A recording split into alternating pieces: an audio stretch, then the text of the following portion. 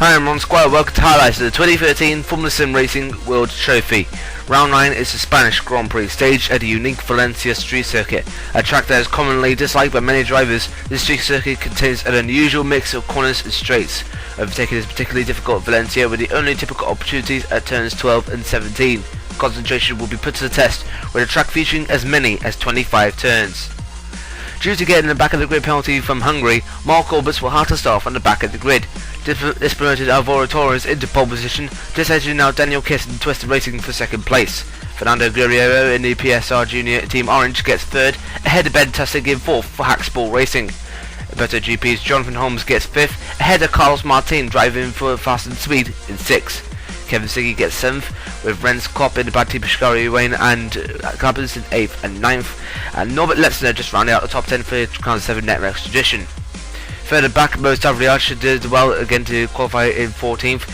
Milan Jovic had another terrible session for management for you, just ahead of James Sadler from Macor Racing Team. And sadly, it's been an absolute terrible session for Bati Bishkara tree cars of Bedouin Chong and Chever, with Bedouin Chong in 21st and Maurice Chever down in 22nd place.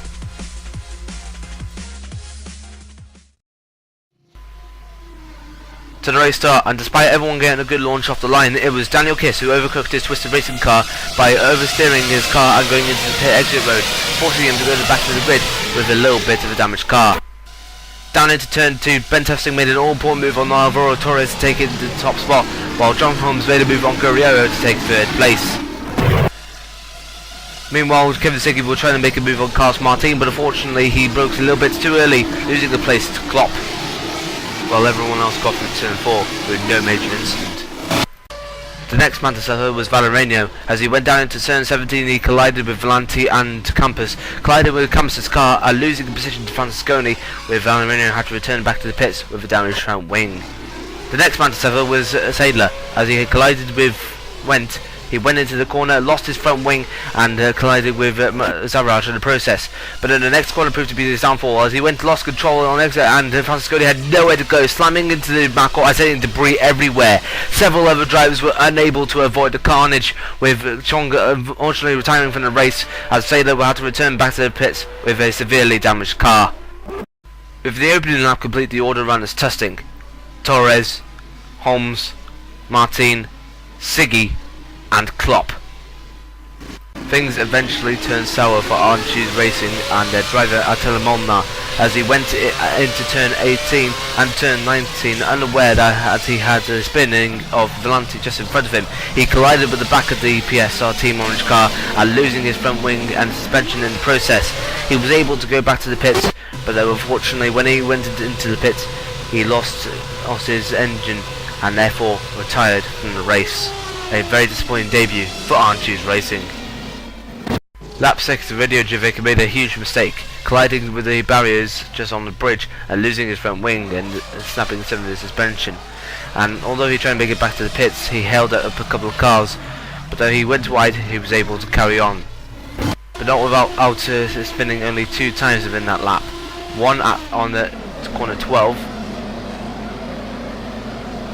However, he was able to get the engine running again, and a few corners later he crashed himself out once again, losing his rear wing and retired on the spot. Lap 16, and Tussing came in for his first pit stop of the race, allowing Torres to move swiftly ahead of him, but Tussing only rejoined about a couple of seconds later and was able to keep on his fight with Torres.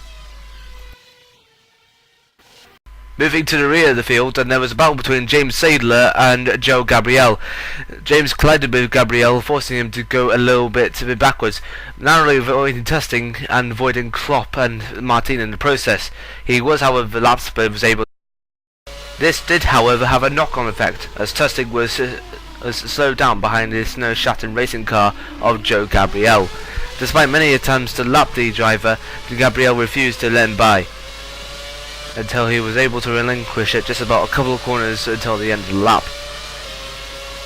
The Tusting saw it opening, but Gabriel closed the door a bit before Gabriel eventually let him through at the final corner. Tusting can reveal his anger after the race.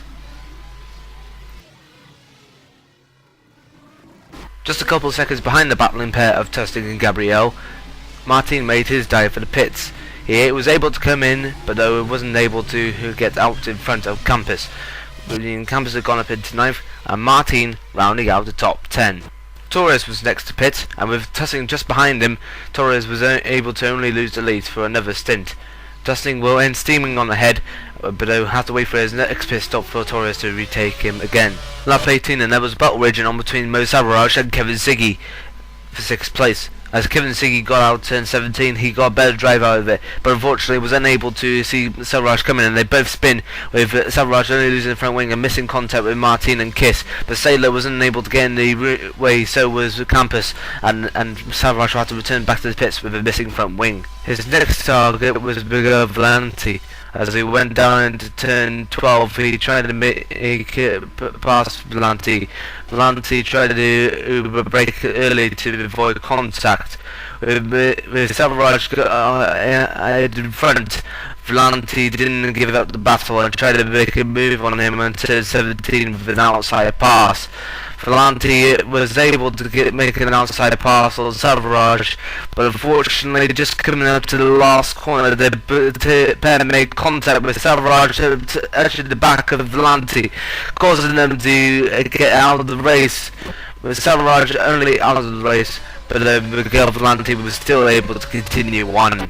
Lap 24, and Tusting made another dive to the pits, meaning he relinquished the lead back to Alvaro Torres in a positive SimRacing car. But after this stop, the pit order became rather muddled, as Torres was only 2 stopping, Tusting was only 3 stopping, and as the 2 alternated the race lead, it was completely unclear who would eventuate in the top spot. But though Torres was hoping to continue this on to the end, but it was soon to be a tall order, as Torres over the next couple of laps was caught up by Tusting, and just coming out to going down into turn 12, Tusting made an inside move on the positive SimRacing car to move back into the top spot. Meanwhile, just in front and yet to be lapped, Jackson went to make a collision with the barrier and nearly collected Joe Gabriel. Went to try to make his return into the track, but unfortunately he was able to be stuck in the barrier, and just when it couldn't get any worse, the 2 leaders got up to him and they were allowed him pass. Menino had to complete the lap of a long way back to the pits. Speaking of the pits, Torres was next to the pit and his final lap of the day. Now that Tusting really needs to put the hammer down before his final pit stop, knowing that he could win the race if he produced a fast in lap and a fast pit stop. Meanwhile, it has been a disastrous day for Daniel Kiss. Having spinning after the first lap, he's trying to catch up to the field, but unfortunately an electrical problem would put paid to that.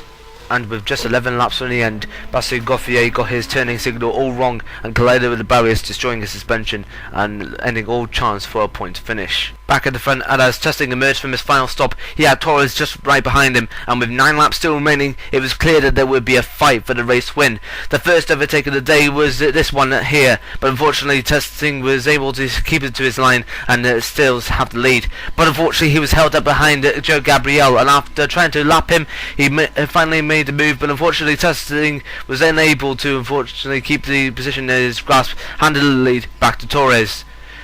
Tusting will get one more chance at turn 2, trying to make an inside pass, but unfortunately Torres pushed him a little wide into the next corner, remaining in the top spot, which he will hold all the way to the finish line. It wasn't clear for him to win on his home Grand Prix, but though he was able to take it with ease. He takes his 2nd win of the season and his 1st win on his home turf, meaning that Alvaro Torres was now a championship contender and hoping to take the championship to the next level. Tusting will have to settle for 2nd place, although he made it quite clear to Torres that he was very angry with him for his overtaking move, and therefore nudged the positive SimRacing car in frustration. And despite having a little bit of help from his teammate Valencia helping pass the back marker, Jonathan Holmes has scored Better GP's 1st ever podium and his 1st podium in his career. Renz Klopp will get 4th position, just slightly off his usual pace, ahead of Norbert Lesnar for Crown 7 Networks edition in 5th. Kevin Siggy gets 18 points in 6th for PSR Team Green, ahead of Alessio Campos, who gets 16 points for Crown 7 Networks in 7th. Fernando Guerrero in the PSR Team Orange gets 8th, ahead of Miguel Valencia, his teammate, in 9th. With Carlos Martin just rounding out the top 10 to get 13 points, and the final point scorer is Michalo Vicencevic in 17th place. Unfortunately, Mark Orbis was unable to finish the race despite being retired just about a couple of laps in the race, as a collision with one of the barriers forced him to get out of the race earlier than usual. But though Mark Orbis' retirement meant that he was still in the lead of the Drivers' Championship, which means it's still all to play for within the next 6 rounds.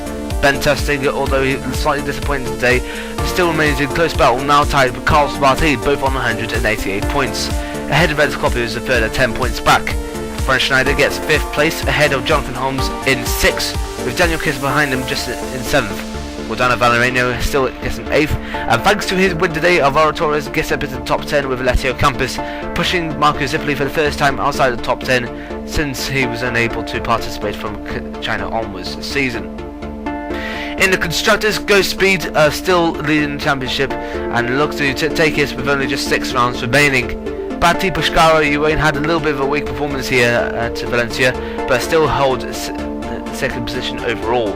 A better GP's performance today gets him into 3rd, just to take it over Positive Sim Racing for 3rd place in the Constructors Trophy. PSR Team Orange gets ahead of Haxball Racing, and PSR Team Green still remain ahead of Twisted Racing in 8th, with Crown 7 Net Rex and Crown 7 Net Rex Edition just rounding out the top 10. The next race is the Italian Grand Prix, and you can watch that race live as it happens at SimRace TV on the 1st of September. Qualifying takes place at 11:55 GMT with the race at 12 noon. Until then, you can check out our forums at racedepartment.com for all latest league information. Check us out on both Facebook and on Twitter, and don't forget to join in on the Formula Sim Racing Fantasy League. It's not too late to sign up, so please join in now for a chance to some first master prizes by going to fantasy.formula-simracing.net. We hope you enjoyed this presentation and on Squire, and join us for the next round of the 2013 Formula Sim Racing World Trophy.